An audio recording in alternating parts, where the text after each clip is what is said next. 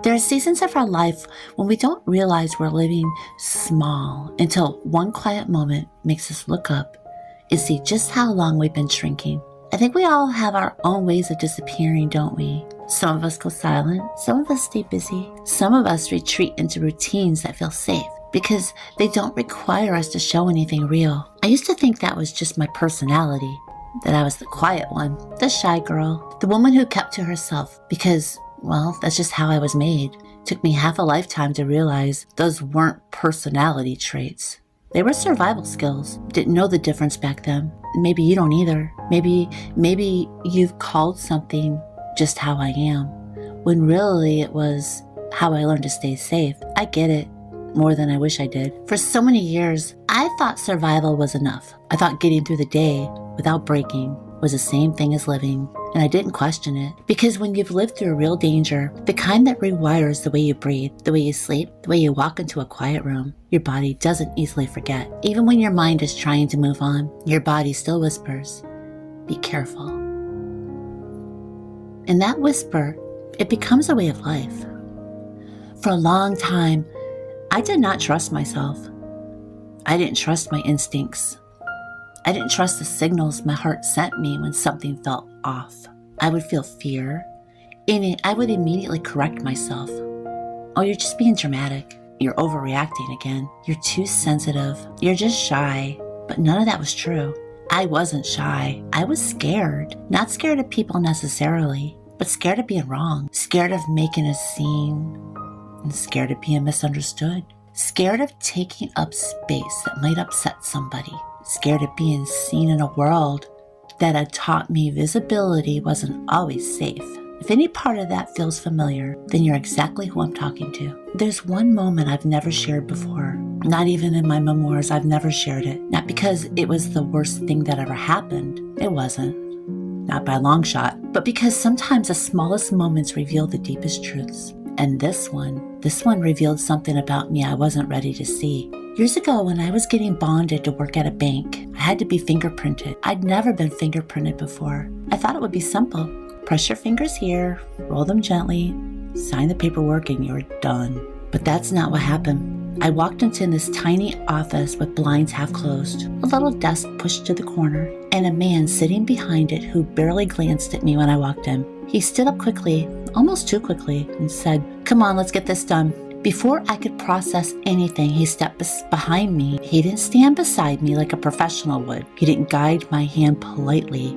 He wrapped his arms around me like a bear hug, my back pressed against his chest, his arms locking me in. Then he grabbed my wrist, tugged my arm tight across my body, and he pushed my fingers hard into the ink pad. His grip was firm, too firm, and I could feel the heat of his breath on the side of my neck. It was wrong in a way I could still feel today. I remember freezing, not just physically, but mentally, completely still. My mind went blank the way it does when fear slams into you with no warning. There were no words I could form, no sound, no movement, just that old familiar instinct rising inside me saying, something isn't right, something is off, something is dangerous. But I didn't trust that voice. I didn't trust me. So I did what years of trauma had trained me to do. I stayed quiet. I stayed still. I got through it. I told myself not to make it a big deal, but my body remembered. And for years, I chalked the whole thing up to being shy. I told myself I was awkward, uncomfortable with people, overly sensitive. It wasn't until I told Tim years later that I finally understood how wrong that moment really was. I told him the whole thing. The bear hug from behind, the arm tugging, the pressing of my fingers into the ink pad, the way my heart raced, and the way I froze. And he didn't even hesitate. He said that was not normal. And for the first time in my entire adult life, I believed someone who said my fear made sense. It wasn't shyness. It wasn't overthinking. It wasn't embarrassment. It was instinct. A God-given instinct I had been taught to ignore. That moment didn't traumatize me, but it revealed me. It showed me how disconnected I had become from my own warning system. how easily I dismissed my own discomfort, how deep the survival patterns ran inside me. Maybe you have moments like that too. Small moments that didn't make sense until years later. Moments where something felt off, wrong, but you convinced yourself it was nothing. Moments that stuck with you even though they didn't seem big enough to matter. They do matter. Because they reveal the places where healing still has work to do. I think God lets those moments resurface, not to shame us, but to show us how far we've come and where He still wants to bring freedom. Psalm 34:4 says, I sought the Lord and He heard me and delivered me from all my fears. He didn't say He delivered me instantly. He didn't say He delivered me before anything scary ever happened again. He said He delivered me. And deliverance is a process, a gentle one, a patient one. There were years when I lived in a constant state of bracing, shoulders tight, breath shallow, heart ready to sprint, even while standing still. I didn't know I was doing it. It was automatic. My body remembered danger long after the danger was gone.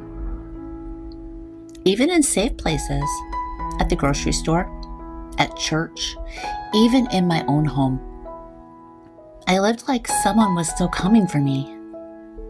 And no one could see it, not even me.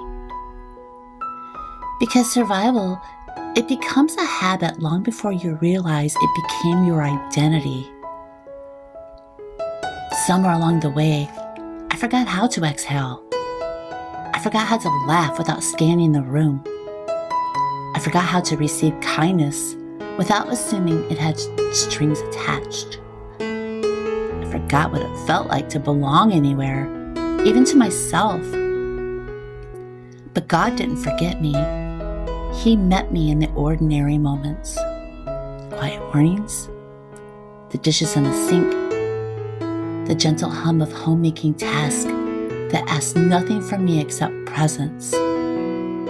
He met me when I didn't even know how to pray, when all I could offer was breath, when all I could manage was showing up in the kitchen and stirring something on the stove. There was a moment not long ago when I was making a simple breakfast. I wasn't thinking about anything really in particular, and I wasn't trying to heal. I wasn't overanalyzing anything. I was just cracking eggs into a bowl, listening to the sizzle of butter hitting the pan. And when I finally realized, I stopped in my tracks. I wasn't scared. My shoulders were relaxed. My breath was slow. My heart wasn't racing. My mind wasn't bracing. And I stood there, holding the spatula, feeling tears sting my eyes because I didn't know when the shift had happened. I just knew I was living it. It wasn't a mountaintop moment. It wasn't a breakthrough session. It was eggs and butter, sunlight and stillness. That's the thing about healing. It rarely shows up in dramatic scenes. It comes in whispers. It comes in quiet. It comes in the everyday, ordinary moments where you suddenly realize God has been doing the work inside you all along. Isaiah 41:10 says, "Fear not, for I am with you. I will strengthen you and help you." There were days I held on to that verse like a lifeline, not because I felt fearless, but because I felt held. Little by little, I learned to trust small joys again. A candle lit, a warm loaf of bread on the counter, sound of coffee brewing, the way Tim squeezes my hand when he sees my mind starting to spiral, a child's laugh in the next room, a moment of peace in the middle of a messy day. These weren't just comforts. They were God's way of handing me pieces of my life back. And I want you to hear me when I say this. You don't have to be fearless to heal. You don't have to be strong to change. You don't have to be ready. You just have to be willing to let God meet you where you are. Healing is slow.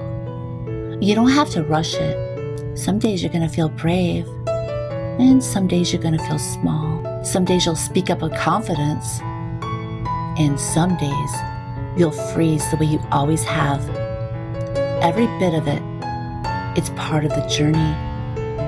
You're not failing just because it still scares you. You're not broken just because old fear rises in new places. And you're not backsliding just because you flinch at moments that don't make sense to anyone else. Healing isn't the absence of fear. It's learning to see fear and say, you're not in charge anymore. It's noticing when something feels wrong, and it's trusting your own instincts again. It's giving that little inner voice permission to be heard. And it's letting God restore the parts of you that survival stole. And here's the part I never want you to forget. You don't have to make yourself small to be safe. You don't have to disappear to be loved. You don't have to silence yourself to keep the peace. And you don't have to earn belonging. You already belong. You belong to God. You belong in your own life. You belong in rooms you once hid from. You belong in conversations you were scared to join. You belong in joy, and you belong in healing. I think about the woman I used to be. The one who froze in that office during the fingerprinting. The one who thought fear was shyness. The one who didn't trust her own voice. And I want to take her by the shoulders and say, you're allowed to speak up. You're allowed to listen to that instinct. You're allowed to trust yourself. And you're allowed to feel what you feel. And you are allowed to take up space in this world. And I want to tell you the same thing. You are allowed to take up space. You are allowed to grow beyond survival. And you are allowed to live a life that feels safe and soft and whole. Some days the world will feel heavy again. And some days old fear will hover in the doorway. Some days your body is going to remember things your mind has tried to forget. But you are not the woman you were back then. You are healing. You are learning. You are rising slowly, steadily, gently, the way morning light rises without rushing. If this story found you today, I hope it whispers to the parts of you that still feel hidden, and I hope it reminds you that you are not alone. God is not finished, that the fear inside you is losing its hold, one breath at a time. If you want more quiet moments like this, you can join me over on Patreon, where I share my kitchen companion audios. And if you feel ready to step deeper into this kind of story, my memoir, Paper Wings, is linked below. Until next time, light your candle, breathe slow, and remember, you are safe, you are seen, you are held, and you are so loved exactly as you are. And I'll see you next time.